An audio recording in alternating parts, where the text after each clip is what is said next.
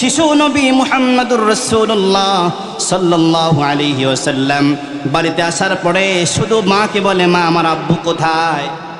সব সন্তানের বাবা আছে, সব সন্তানগুলা তার বাবাকে বাবা বলে ডাক দেয়। ও মা, আমি কি অপরাধ করেছি? আমার বাবা কেন নাই? আমি আমার বাবার কোলে কেন উঠতে পারি না? আমার বাবা কোথায় আমাকে বলো। মা কোনো উত্তর দেয় না। আমার ভাইরা, যেখানে বিশ্বনবীর বাড়ি ছিল তার পাশে কিছু ছেলেরা খেলতে আসতো। বিশ্বনবী খেলতেন না ঠিক, কিন্তু তিনি বসে বসে খেলা দেখতেন।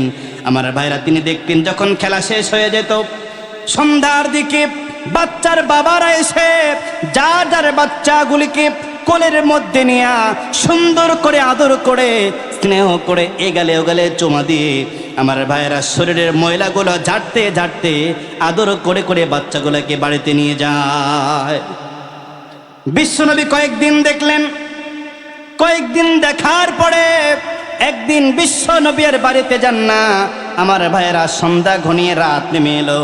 এদিকে মা আমেনা তিনি চিন্তা করছেন, প্রত্যেক দিন তো মুহাম্মদ খেলা দেখে তাড়াতাড়ি চলে আসে, কিন্তু আজকে কেন আসে না? কি হলো?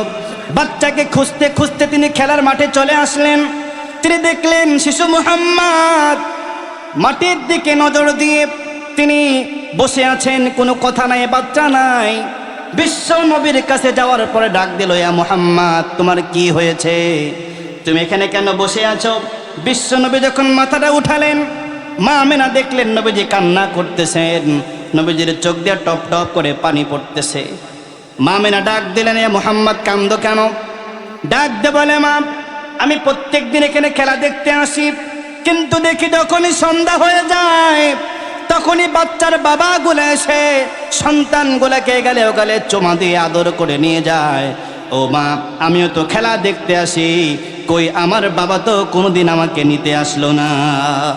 ও মা, আমার বাবা কোথায়? বাবার খোঁজ আমাকে দিয়ে দাও।